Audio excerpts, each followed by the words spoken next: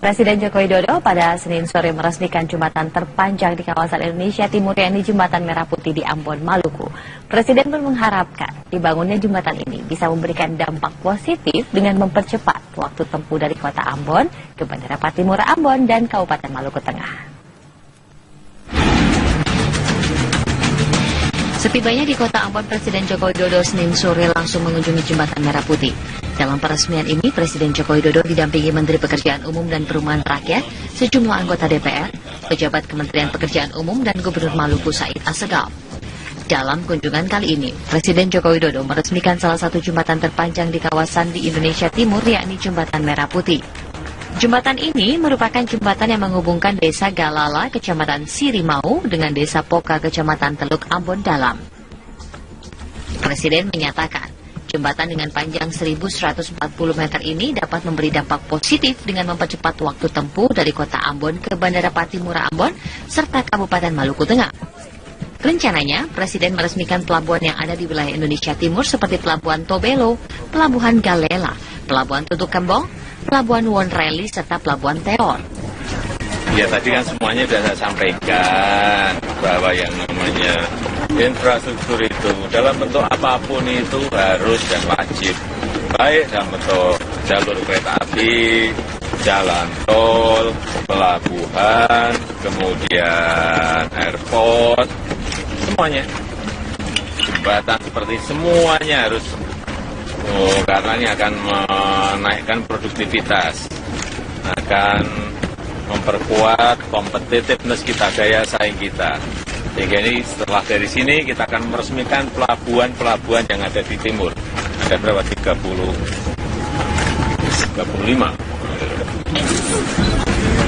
Malam ini, Presiden menginap di Ambon sebelum melakukan perjalanan ke daerah di kawasan timur Indonesia lainnya.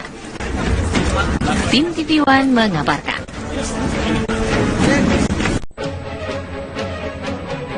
Anda kembali di Prime Time News, pemirsa. Kabar pemecatan kader PKS Fahri Hamzah kembali mencuat. Sebuah surat dari Majelis Tahkim Partai Keadilan Sejahtera terkait putusan pemecatan Wakil Ketua DPR ini beredar luas melalui media sosial. Surat dengan logo PKS tertanggal 11 Maret 2016 ini mencantumkan putusan bahwa Fahri Hamzah dipecat dari semua jenjang keanggotaan PKS. Disebutkan putusan ini dibuat berdasarkan rekomendasi Badan Penegak Disiplin atau BPDO dan diputus dalam rapat Majelis Tahkim Partai Keadilan Sejahtera. Terkait surat ini, Presiden PKS Sohibul Iman membenarkan bahwa Majelis Tahkim DPP PKS telah mengeluarkan surat pemecatan kepada Fahri. Namun pihaknya mengaku belum mempublikasikan putusan tersebut. Sebelumnya Fahri Hamzah dilaporkan ke BPDO PKS terkait dugaan pelanggaran etik. Fahri dianggap membela mati-matian Setia Novanto dalam kasus Papa minta saham hingga memicu kegaduhan di internal PKS. Saya telepon sebentar lagi ya, karena ini di depan saya. Ya, saya telepon sebentar lagi. Berdasarkan kabar pemecatan kader PKS, Fahri Hamzah kembali mencuat. Sebuah surat dari Majelis Tahkim Partai Keadilan Sejahtera terkait putusan pemecatan Wakil Ketua DPR ini beredar luas melalui media sosial. Sepucuk surat dengan logo PKS tertanggal 11 Maret 2016 ini mencantumkan putusan bahwa Fahri Hamzah dipecat dari semua jenjang keanggotaan PKS. Disebutkan putusan ini dibuat berdasarkan rekomendasi Badan Penegak Disiplin atau BPDO dan diputus dalam rapat Majelis Tahkim Partai Keadilan Sejahtera.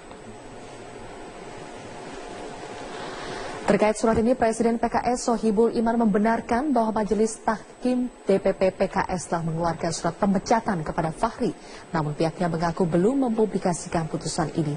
Sebelumnya Fahri Hamzah dilaporkan ke BPDO PKS terkait dugaan pelanggaran etik. Fahri dianggap membela mati-matian Setia Novanto dalam kasus Papa minta saham hingga memicu kegaduhan di internal PKS.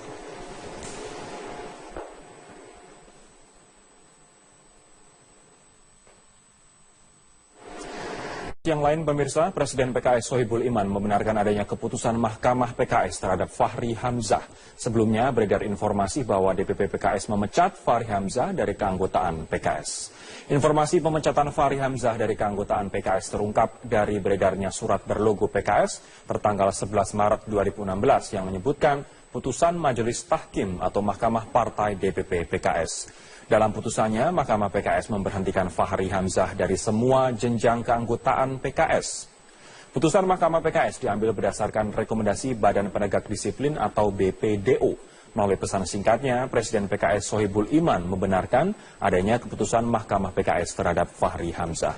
Sohibul mengaku surat keputusan Mahkamah PKS sudah dikirim ke Fahri Hamzah. Namun Sohibul menolak mengungkap detail isi keputusan karena menunggu kepastian surat keputusan Mahkamah PKS sudah diterima Fahri Hamzah. Sebelumnya Fahri Hamzah dilaporkan ke BPDO PKS terkait dugaan pelanggaran etik. Fahri dianggap membela Setia Novanto dalam kasus Papa minta saham hingga memicu kegaduhan di internal PKS.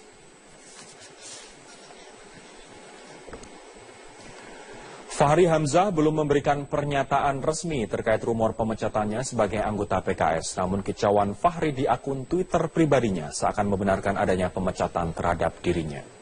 Melalui akun Twitter pribadinya, Fahri tidak secara eksplisit menyebut pemecatannya sebagai kader PKS. Namun isi tweet yang dilontarkan Fahri hari ini pada beberapa jam lalu tersirat ungkapan penuh kiasan yang bisa dikaitkan pada sikapnya terhadap rumor pemecatan dirinya.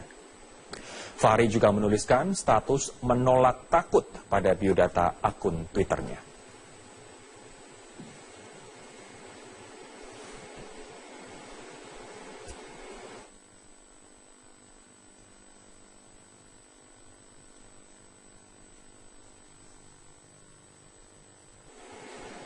Tetaplah bersama kami, Ton News akan berlanjut usai jeda berikut ini dengan ini.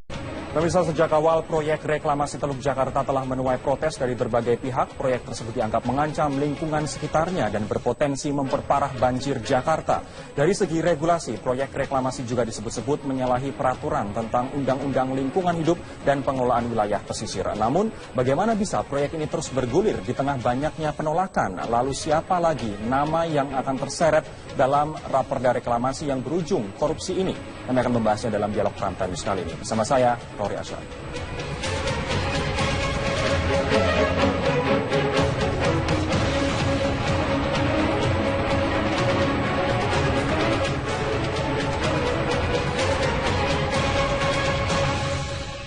Mas Anusi, gimana? Apa benar itu buat?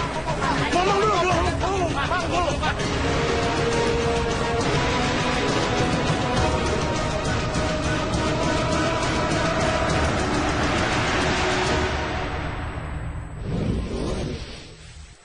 Komisi Pemberantasan Korupsi menetapkan status cegah untuk Sugianto Kusuma atau Aguan Sugianto, bos perusahaan properti ternama Agung Sedayu Group. Aguan dicegah ke luar negeri terkait kasus suap yang melibatkan anggota DPRD DKI Jakarta M. Sanusi Kamis 31 Maret lalu. Pencegahan ini dilakukan setelah KPK berkoordinasi dengan Ditjen Imigrasi Kemenkumham. Menurut informasi yang kami himpun, pengusaha tersebut dicegah per tanggal 1 April 2016 hingga 6 bulan ke depan. Sebelumnya, KPK telah resmi menahan Presiden Direktur PT Agung Podomoro Land beserta anak buahnya karena diduga menyuap untuk memuluskan rancangan peraturan daerah tentang reklamasi wilayah pantai Jakarta.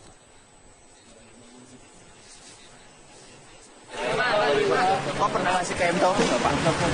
Ada permintaan dari Pak M. Taufik nggak, Pak? Waktu itu tutup saja. Pemirsa, terungkapnya kasus suap yang melibatkan Ketua Komisi D DPRD DKI Jakarta M. Sanusi membuka adanya permainan dalam pembahasan dua raperda yang memiliki keterkaitan dengan proyek reklamasi pembuatan 17 pulau buatan di pantai utara Jakarta. Pembahasan rancangan peraturan daerah atau raperda zonasi wilayah pesisir dan pulau-pulau kecil dan raperda tata ruang kawasan strategis pantai utara Jakarta di DPRD DKI Jakarta sempat alot. Pangkalnya ada pada pasal yang mengatur mengenai kewajiban pengembang di lahan pulau reklamasi. Dalam draft, pengembang wajib menyerahkan minimal 15% lahan pulau buatannya untuk fasilitas sosial dan fasilitas umum.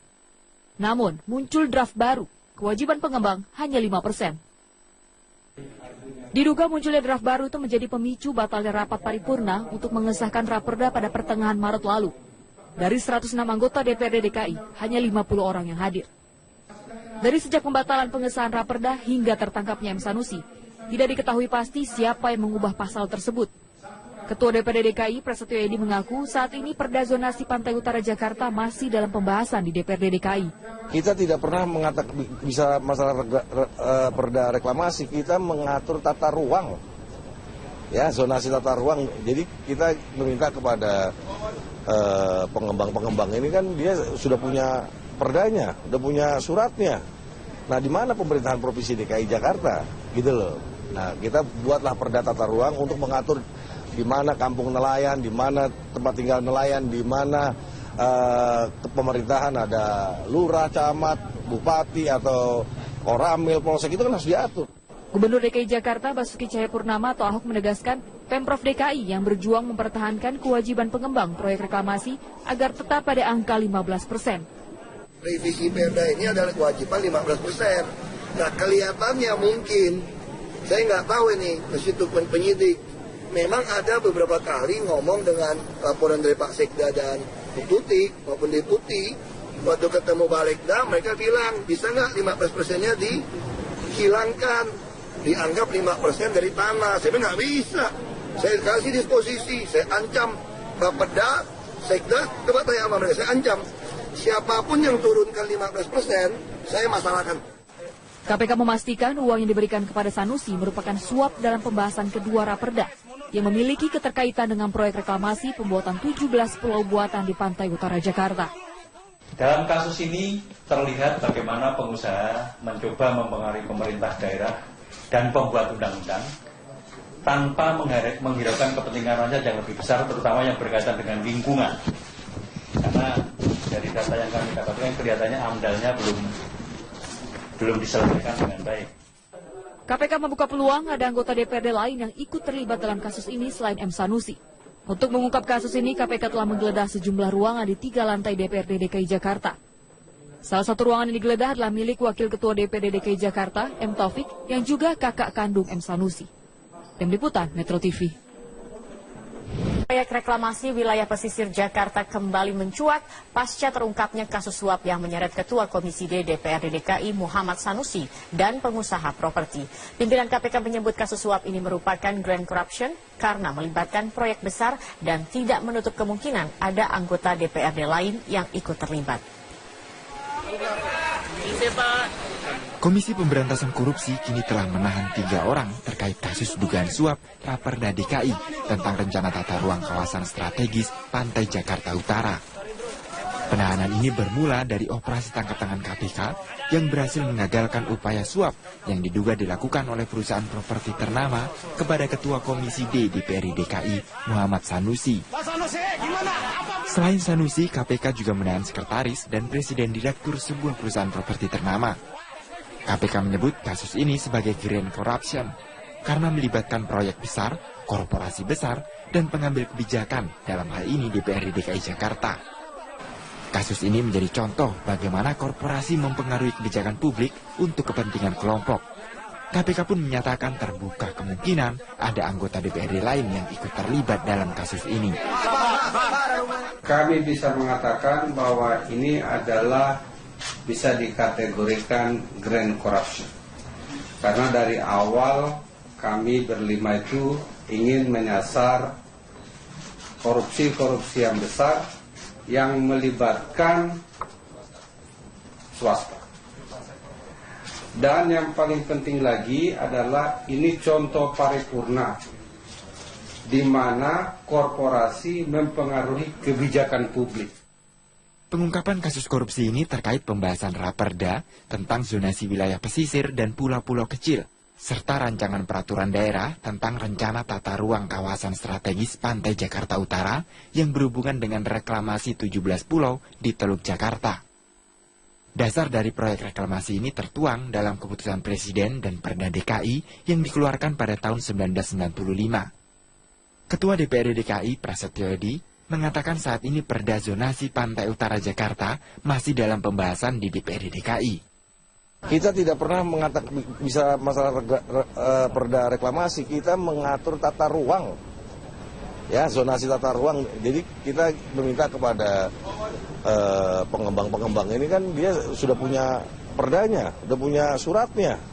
Nah, di mana pemerintahan Provinsi DKI Jakarta? Gitu loh. Terkait revisi perda ini, Gubernur DKI Jakarta Basuki Cahayapurnama atau Ahok menyatakan bahwa Pemprov DKI telah mengajukan perubahan regulasi melalui penambahan retribusi bagi para pengembang. Namun Ahok mengungkap ada pertentangan atas usulan Pemprov DKI ini. Revisi Perda ini adalah kewajiban 15%. Nah, kelihatannya mungkin, saya nggak tahu ini, mesitu penyidik. Memang ada beberapa kali ngomong dengan laporan dari Pak Sekda dan Deputi maupun Deputi. Waktu ketemu Balegda, mereka bilang, bisa nggak 15%-nya dihilangkan, dianggap 5% dari tanah. Saya bilang nggak bisa. Saya kasih disposisi, saya ancam Bapeda, Sekda, coba tanya sama mereka, saya ancam. Siapapun yang turunkan 15%, saya masalahkan. Berarti korupsi. Kasus suap yang terkait dengan reklamasi kawasan pantai Jakarta Utara dinilai menjadi kasus yang cukup penting. Terlebih karena selama ini isu reklamasi banyak diributkan dan menuai banyak penolakan. Tim Liputan Metro TV. Luar negeri terkait kasus suap yang melibatkan anggota DPRD DKI Jakarta M. Sanusi Kamis 31 Maret lalu. Pencegahan ini dilakukan setelah KPK berkoordinasi dengan Ditjen Imigrasi Kemenkumham. Menurut informasi yang kami himpun, pengusaha tersebut dicegah per tanggal 1 April 2016 hingga 6 bulan ke depan. Sebelumnya, KPK telah resmi menahan Presiden Direktur PT Agung Podomoro Land beserta anak buahnya karena diduga menyuap untuk memuluskan rancangan peraturan daerah tentang reklamasi wilayah pantai Jakarta.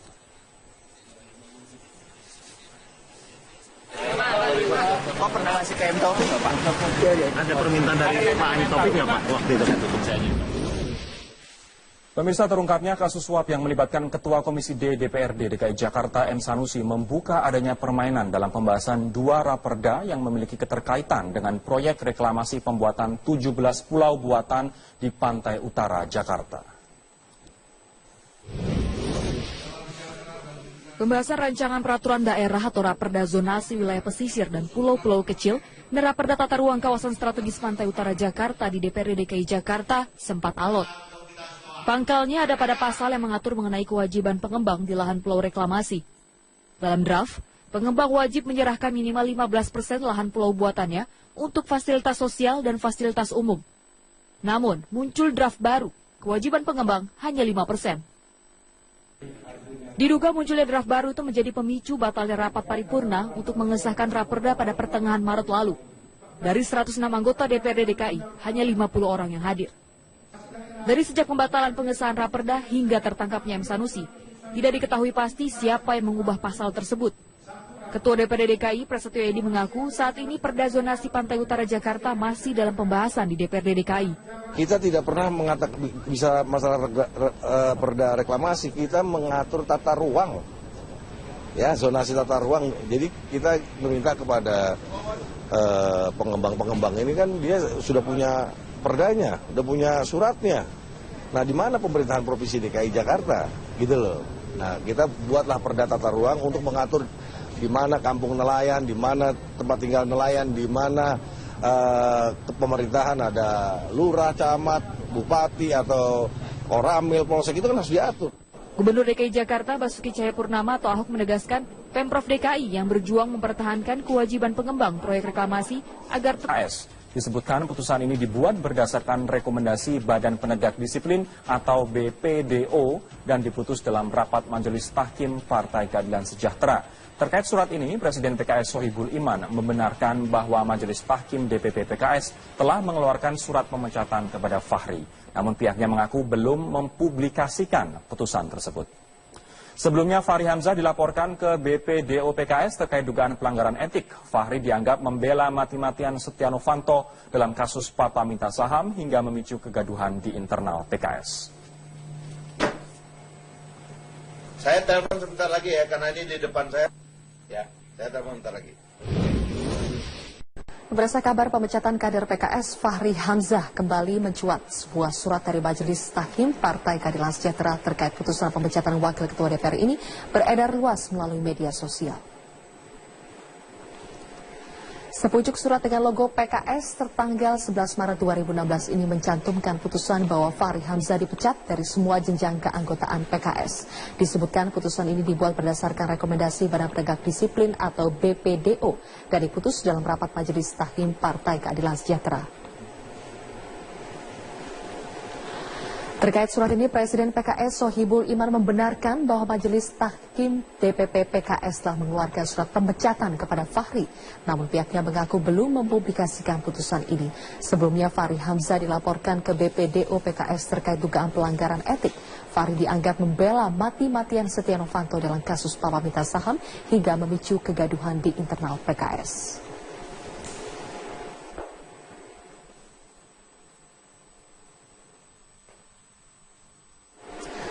Yang lain pemirsa, Presiden PKS Sohibul Iman membenarkan adanya keputusan Mahkamah PKS terhadap Fahri Hamzah. Sebelumnya beredar informasi bahwa DPP PKS memecat Fahri Hamzah dari keanggotaan PKS.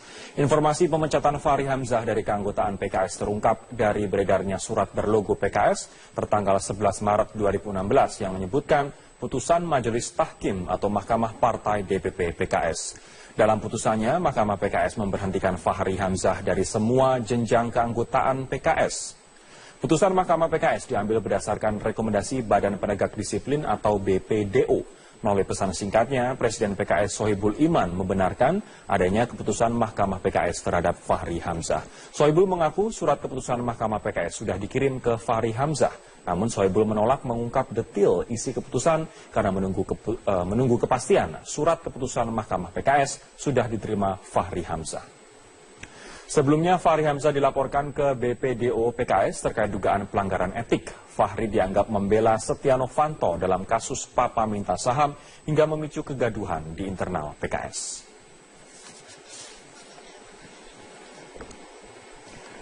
Fahri Hamzah belum memberikan pernyataan resmi terkait rumor pemecatannya sebagai anggota PKS. Namun kicauan Fahri di akun Twitter pribadinya seakan membenarkan adanya pemecatan terhadap dirinya. Melalui akun Twitter pribadinya, Fahri tidak secara eksplisit menyebut pemecatannya sebagai kader PKS. Namun isi tweet yang dilontarkan Fahri hari ini pada beberapa jam lalu tersirat ungkapan penuh kiasan yang bisa dikaitkan pada sikapnya terhadap rumor pemecatan dirinya. Fahri juga menuliskan status menolak takut pada biodata akun Twitternya.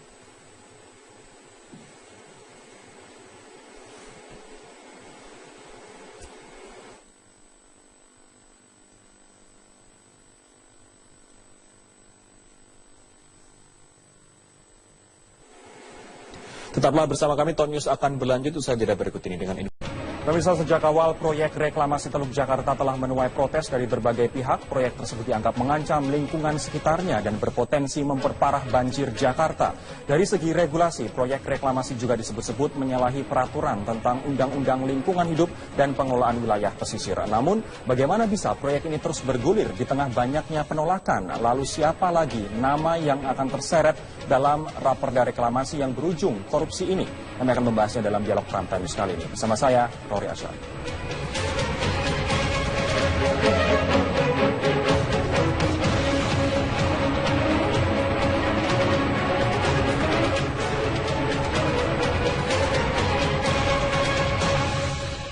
Pak Sanusi, gimana? Apa benar itu buat? Ngomong dulu.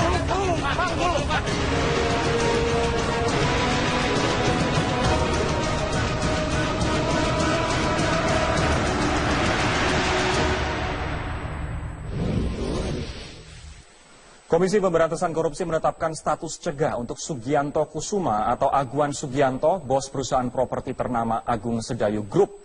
Aguan dicegah keluar pada angka 15%. Revisi Perda ini adalah kewajiban 15%. Nah, kelihatannya mungkin, saya nggak tahu ini, meskipun penyidik, memang ada beberapa kali ngomong dengan laporan dari Pak Sekda dan Deputi maupun Deputi. Waktu ketemu Balegda, mereka bilang, bisa nggak 15%-nya dihilangkan, dianggap 5% dari tanah. Saya bilang nggak bisa.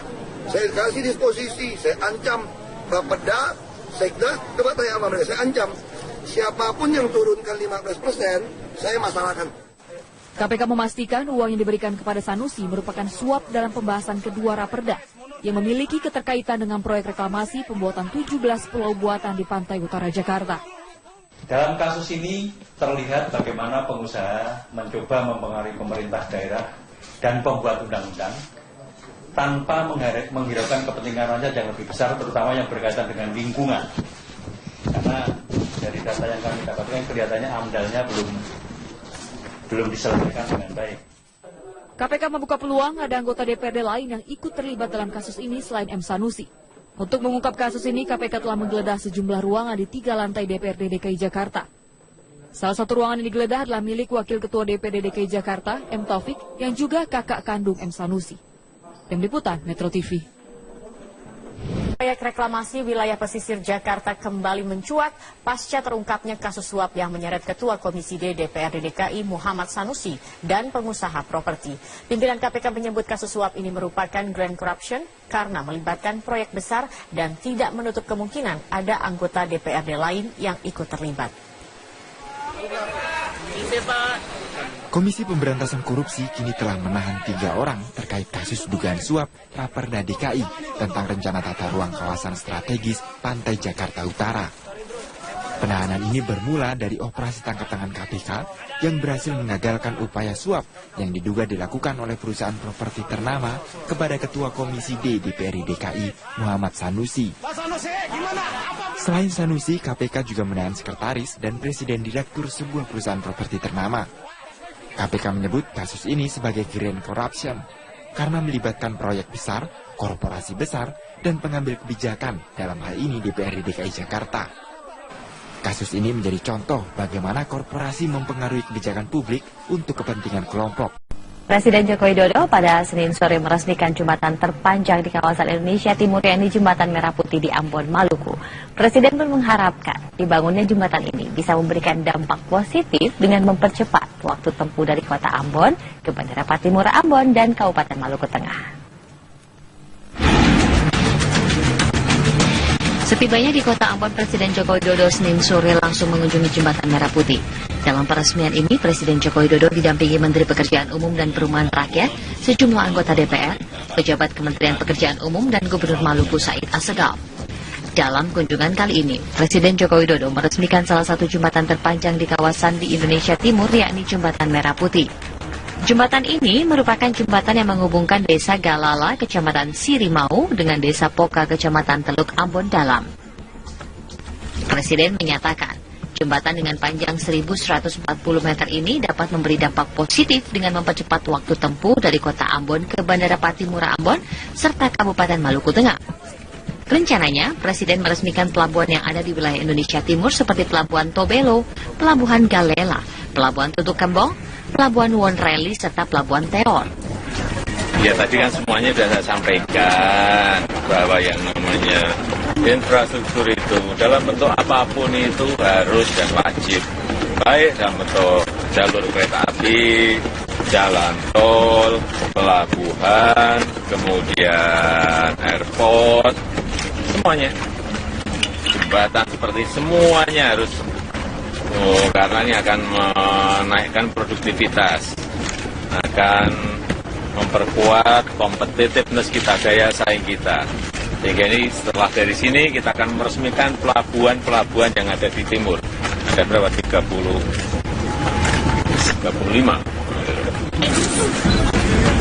Malam ini, Presiden menginap di Ambon sebelum melakukan perjalanan ke daerah di kawasan timur Indonesia lainnya.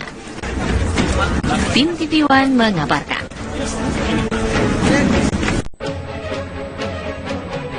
Anda kembali di Prime Time News, pemirsa. Kabar pemecatan kader PKS Fahri Hamzah kembali mencuat. Sebuah surat dari Majelis Tahkim Partai Keadilan Sejahtera terkait putusan pemecatan Wakil Ketua DPR ini beredar luas melalui media sosial. Surat dengan logo PKS tertanggal 11 Maret 2016 ini mencantumkan putusan bahwa Fahri Hamzah dipecat dari semua jenjang keanggotaan PKS.